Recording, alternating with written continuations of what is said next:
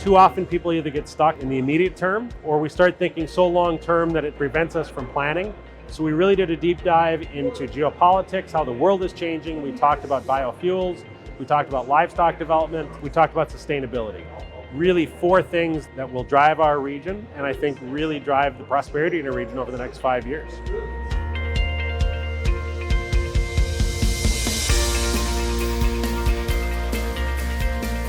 So this was our Next 5 Years conference. It was really designed to get people thinking about the markets, thinking about the region, and thinking about some of the changes that are going to be happening over the next 5 years, some of the major influences that are happening. You know, the overall purpose of the conference is to strengthen the region's agriculture by bringing people together to talk about and learn about big picture impactful issues so that they can go back and incorporate that into their business. Ultimately, the goal of the conference is to get people thinking about what do we need to start doing today in order to meet where we think things are going to be in the next 5 years.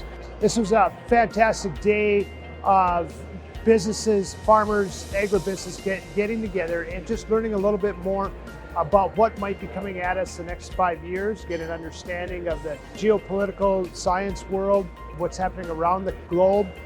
Multipolarity is what Jacob Shapiro talked about, and the deglobalization of agriculture and what's happening. This is the second year Jacob has been here for us. We no longer live in a unipolar world. We no longer live in a bipolar world.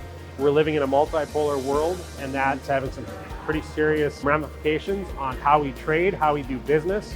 It's going to have a pretty major impact on everything from agriculture to technology. And I think Jake did a really good job of summarizing what we can expect the next 5 years, and also what are some of the things that we need to watch out for. Megan Rock did a really nice job of talking about sustainability. Took it very much from a producer, but also all the way to a consumer standpoint. And I think sometimes those conversations can be a bit jarring. It highlighted the fact that there is some disconnect between the consumer and the producer and how we can make that all come together. Ty Eschenbaum did a really nice job of highlighting some of the changes that he's seeing take place in North Dakota and some of those parallels between South Dakota, Minnesota, North Dakota, and Montana, and how the environment is here, right? We've got the grains, but how this region really has an opportunity, but also some challenges we need to continue to work through.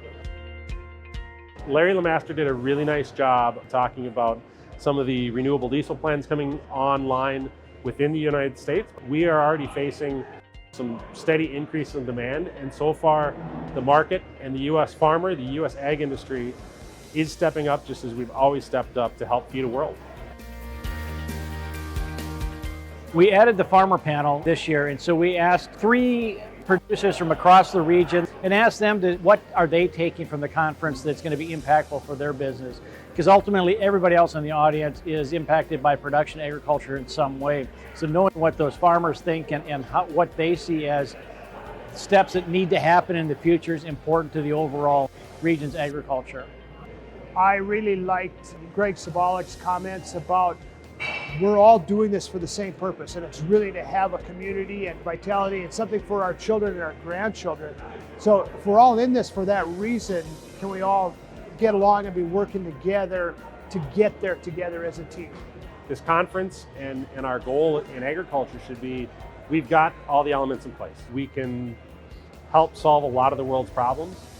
How do we make sure that our children and our grandchildren want to move back to this region? How do we make sure that this region, with all of its blessings that it has, we can be a place of prosperity for generations to come? And I think for me, that was a comment that really hit home. There's so many different perspectives in the room from different businesses and different farms. We all have different things that we're focusing on. So to be able to interact and intermingle and visit with each other about some of these, it just really brings a greater synergy to agriculture in our region and the interaction between businesses. It really makes it fun. I think the nice thing about the conference is we have a cross-section of the agricultural industry in the upper Midwest. So we have people from the input side, from the output side. We've got producers that are here, and the goal is to get different perspectives and to get them talking to each other. And again, the unique thing about this conference is that it's set up as an audience engagement. So we have speakers present some content, and then we have the audience engaging with themselves or with each other to learn about how each of us are what's the perspective on it. And then ultimately, again, for them to be able to take back to their organization as to what they want to do the next 5 years. We had the live feed so you could attend virtually if you wanted. That was an option and good to have. But being here, I think it was just having a good lineup of speakers and good attendees. Somebody made the comment, the presentations were fantastic, but it was really the conversations afterwards that really helped drive home the messages that will really help drive the change that we hope to see in this region. You know, we increased the number of attendees. The quality of the discussion was great. It was awesome. It accomplished the goal of getting people to think about not only what's in front of them today, but what do we need to do over the next 5 years to meet that future. This conference would not be possible without a few different people. First, the organizing committee, Jake Hamlin with CHS, Howard Olson from Ag Country Farm Credit Services, Steve Olson from Steve Olson Consulting, and David Riblinger from NDSU. They helped organize last year, and immediately when that conference was done, they said, we need to do it again this year. And then just our sponsors. And we couldn't do this without their financial support. I also really want to thank our speakers. They are very gracious in working with us. All of them did a really excellent job, and we're just so pleased to have that caliber, quality of speaker here at the event in Moorhead today.